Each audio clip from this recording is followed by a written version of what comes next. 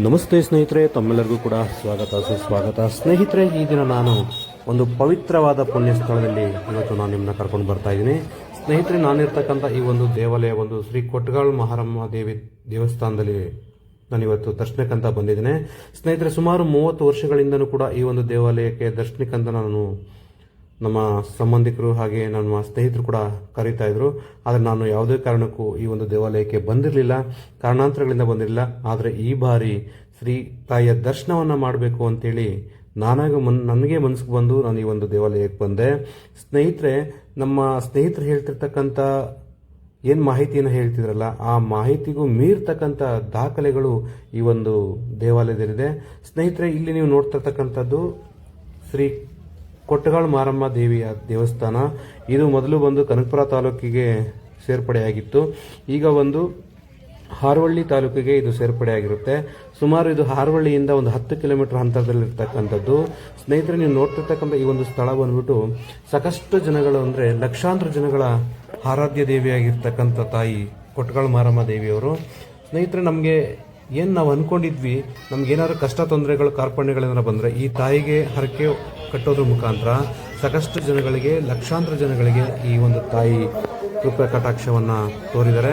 ಸ್ನೇಹಿತರೆ, ಇನ್ನೂ ಮುಖ್ಯವಾಗಿ ಏನಪ್ಪ ಅಂತ ಹೇಳಿದ್ರೆ, ಈ ತಾಯಿಯ ದರ್ಶನವನ್ನು ಮಾಡಿ ತಮ್ಮಲ್ಲಿರ್ತಕ್ಕಂಥ ಕಷ್ಟವನ್ನು ಹೇಳಿ ಹರಕೆಯನ್ನು ಕಟ್ಟಿ ಸಲ್ಲಿಸಿ ಬಂದರೆ ಖಂಡಿತವಾಗ್ಲೂ ವರ್ಷದೊಳಗಡೆ ಆ ಹರಕೆಯ ಏನು ಹರಕೆ ಕಟ್ಟಿರ್ತೀವೋ ಅಲ್ಲಿ ಅಂದ್ಕೊಂಡಿರ್ತಕ್ಕಂಥ ಕೆಲಸ ಕಾರ್ಯಗಳು ಕೂಡ ಸರಾಗವಾಗಿ ಇದು ನಡೆಯುತ್ತೆ. ಜೊತೆಗೆ ಹರಕೆ ಕಟ್ಟಿದ ಮೇಲೆ ಇಲ್ಲಿ ವಿಶೇಷವಾಗಿ ಮತ್ತೊಂದು ಏನಪ್ಪ ಅಂತ ಹೇಳಿದ್ರೆ, ಇಲ್ಲಿ ತಮ್ಮ ಹರಕೆಯನ್ನು ಏನು ಕಟ್ಟಿರ್ತಾರೋ ಆ ಹರಕೆಯನ್ನು ಯಾವ ರೂಪದಲ್ಲಿ ಕೊಡ್ತಾರೆ, ಧನಾನ್ಯದ ರೂಪದಲ್ಲಿ ಕೊಡ್ತಾರೆ. ತನ್ನಿಂದ ಬಂದು ತಾಯಿಗೆ ಮೇಕೆ ರೂಪ ಅಥವಾ ಹಾಡಿ ಮೇಕೆ ಈ ಥರ ಒಂದು ರೂಪಗಳಲ್ಲಿ ಕೊಡ್ತಾ ಹೋಗ್ತಾರೆ. ಸ್ನೇಹಿತರೆ, ಆ ಒಂದು ಮಾಹಿತಿಯ ಮೇರೆಗೆ ನಾವು ಈ ಒಂದು ಕ್ಷೇತ್ರ ಭೇಟಿ ಮಾಡಬೇಕಂತ ಬಂದ್ವಿ. ಸ್ನೇಹಿತರೆ, ನಾನು ಫಸ್ಟ್ ಟೈಮ್ ಈ ಒಂದು ಕ್ಷೇತ್ರಕ್ಕೆ ಬಂದಿದ್ದು ಕಣ್ಣೆರಡು ಸಾಲಲ್ಲ. ಸ್ನೇಹಿತರೆ, ದೇವಾಲಯ ತುಂಬ ದೊಡ್ಡದಿರ್ಬೋದು ಅಂತ ಅಂದ್ಕೊಂಡೆ, ಚಿಕ್ಕದಿದ್ರು ತುಂಬ ಚಪ್ಪವಾಗಿದೆ. ಸ್ನೇಹಿತರೆ, ಈ ಒಂದು ದೇವಾಲಯ ಹೇಗೆ ಅಂತ ಹೇಳಿದ್ರೆ, ಹೇಳ್ತಿದ್ರು ಸುಮಾರು ಒಂದು 30 ವರ್ಷಗಳಿಂದಲೂ ಕೂಡ ಈ ಒಂದು ದೇವಾಲಯದ ಬಗ್ಗೆ ನಾನು ಕೇಳ್ತಾ ಇದ್ದೆ. ಆದರೆ ಒಂದು ಬಾರಿನೂ ಕೂಡ ನಾನು ಇಲ್ಲಿ ಈ ಕ್ಷೇತ್ರಕ್ಕೆ ಬಂದಿರಲಿಕ್ಕಾಗಿರಲಿಲ್ಲ. ಅವಾಗ ಹೇಳ್ತಿದ್ರು ಇಲ್ಲಿ ಸುಮಾರು ಒಂದು 200-300 ಮೇಕೆಗಳನ್ನ ಕಟ್ ಮಾಡ್ತಾರೆ. ಹರಕೆ ಭಕ್ತಾದಿಗಳು ಕೊಟ್ಟಿರ್ತಕ್ಕಂಥದ್ದು ಕಟ್ ಮಾಡಿ ಎಲ್ಲ ಭಕ್ತಾದಿಗಳಿಗೂ ಕೂಡ ಪ್ರಸಾದವನ್ನು ಹಂಚ್ತಾರೆ. ಬೆಳಗಿನ ಜಾವ 3 ಗಂಟೆ 4 ಗಂಟೆಗೆ ಹಂಚ್ತಾರೆ ಅಂತ ಹೇಳ್ತಾ ಇದ್ರು. ಆದರೆ ನಮಗೆ ಈ ಬಾರಿ ನೋಡ್ಲಿಕ್ಕಂತ ಹೋದ್ವಿ, ಆದರೆ ಎಲ್ಲ ಜಾತ್ರೆ ಎಲ್ಲ ಮುಗಿದೋಗಿರುತ್ತಂತ ಅನ್ಕೊಂಡ್ವಿ. ನಾವು ಸರಿ ಸುಮಾರು ಒಂದು 2:30 ಹೋಗ್ಬೋದು ಮಧ್ಯಾಹ್ನ. ಸ್ನೇಹಿತರೆ, ಇಲ್ಲಿ ಇಲ್ಲಿರ್ತಕ್ಕಂಥ ಜನಗಳು ಸಾಮಾನ್ಯವಾಗಿದ್ದಾರೆ. ಆದರೆ ಇದು ಆದಮೇಲೆ ಪ್ರಸಾದ ವಿತರಿಸ್ತಕ್ಕಂಥ ಸ್ಥಳ ಅಂದರೆ ಮಾಂಸದ ಊಟ ಅಂದರೆ ನಾನ್ ವೆಜ್ ಮಾಡಿರ್ತಕ್ಕಂಥ ಸ್ಥಳ. ಸ್ನೇಹಿತರೆ, ಎಷ್ಟು ಅದ್ಭುತವಾಗಿ ಒಂದು ಅರೇಂಜ್ಮೆಂಟ್ ಮಾಡಿದ್ರು ಅಂದರೆ ಅದನ್ನ ಹೇಳತ್ತೇರು. ಜೊತೆಗೆ ಈ ತಾಯಿಯ ದರ್ಶನವನ್ನು ಮಾಡಿ ತಮ್ಮ ಕಷ್ಟದ ಕಾರ್ಪಣ್ಯಗಳಿಗೂ ಕೂಡ ಅರ್ಕೆನ ಸಲ್ಲಿಸ್ಬೋದು ಅಂತ ಸಾಕಷ್ಟು ಜನ ಹೇಳ್ತಾರೆ.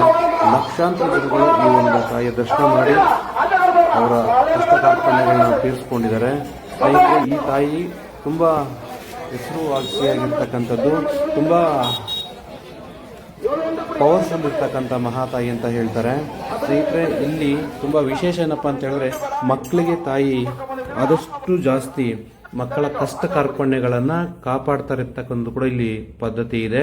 ತದನಂತರ ಸ್ನೇಹಿತರೆ, ಇದೀ ತಾಯಿಗೆ ಏನು ಈ ಶ್ರೀ ಕೊಟ್ಗಾಳ ತಾಯಿ ಮಹಾರಮ್ಮ ತಾಯಿ ಇದಾರಲ್ಲ, ಈ ತಾಯಿಯಲ್ಲಿಗೆ ಏನು ಹರಕೆ ರೂಪದಲ್ಲಿ ಬಂದಿರತಕ್ಕಂಥ ದವಸ ಧಾನ್ಯಗಳಿರ್ಬೋದು ಅಥವಾ ಮೇಕೆಗಳಿರ್ಬೋದು, ಇದನ್ನೆಲ್ಲನೂ ಕೂಡ ಊರಿನ ಗ್ರಾಮಸ್ಥರುಗಳ ಸಮ್ಮುಖದಲ್ಲಿ ಎಲ್ಲರೂ ಒಟ್ಟಾರೆ ಇದನ್ನ ಪ್ರಸಾದ ರೂಪದಲ್ಲಿ ಬಂದತಕ್ಕಂಥ ಪ್ರತಿಯೊಬ್ಬ ಭಕ್ತಾದಿಗಳಿಗೂ ಕೂಡ ಪ್ರಸಾದನ ವಿನಿಯೋಗಿಸ್ತಾರೆ. ಸ್ನೇಹಿತರೆ, ಈ ಬಾರಿ ಸರಿಸುಮಾರು ಒಂದು ಅಂದಾಜು ರೂಪದಲ್ಲಿ 1000ಕ್ಕೂ ಹೆಚ್ಚು ಮರಿಗಳನ್ನು ಈ ಒಂದು ಹರಕೆ ರೂಪದಲ್ಲಿ ಭಕ್ತಾದಿಗಳು ಕೊಟ್ಟಿದ್ದಾರೆ. ತದನಂತರ ಅದು ಕೌಂಟ್ ಮಾಡಲಿಕ್ಕೂ ಕೂಡ ಆಗಲ್ಲ, ಅಷ್ಟು ಕೂಡ ಕೋಳಿಯನ್ನ ಈ ತಾಯಿಯ ಸನ್ನಿಧಿಗೆ ಪ್ರಸಾದಕ್ಕಾಗಿ ಭಕ್ತಾದಿಗಳು ಕೊಟ್ಟಿರ್ತಾರೆ. ಸ್ನೇಹಿತರೆ, ನೀವು ನೋಡ್ತಿದ್ದೀರಲ್ಲ, ಇದು ಕೂಡ ಯಾವುದು ಬೇರೆ ಒಂದು ಪ್ಲೇಸ್ ಅಲ್ಲ, ತಾಯಿಯ ಪ್ರಸಾದವನ್ನು ಸೇವನೆ ಮಾಡಕ್ಕೆ ಹೋಗ್ತಿರ್ತಕ್ಕಂಥದ್ದು. ನೋಡಿ ಎಷ್ಟು ಅಚ್ಚುಕಟ್ಟಾಗಿ ಹೆಣ್ಮಕ್ಳಿಗೆ ಒಂದು ಸಪರೇಟ್ ಆಗಿರ್ತಕ್ಕಂಥ ಕೌಂಟರ್ನ ಸೃಷ್ಟಿ ಮಾಡಿದ್ದಾರೆ. ತದನಂತರ ಪುರುಷರಿಗೂ ಕೂಡ ಸಪರೇಟ್ ಆಗಿ ಈ ಒಂದು ಕೌಂಟರ್ಗಳನ್ನ ವ್ಯವಸ್ಥೆಯನ್ನು ಮಾಡಿದ್ದಾರೆ. ಸ್ನೇಹಿತರೆ, ಈ ಪ್ರಸಾದಕ್ಕಂತಲೇ ಸಾಕಷ್ಟು ದೂರಗಳಿಂದ ಲಕ್ಷಾಂತರ ಜನಗಳು ಈ ಒಂದು ಕ್ಷೇತ್ರಕ್ಕೆ ಬಂದಿದ್ದಾರೆ.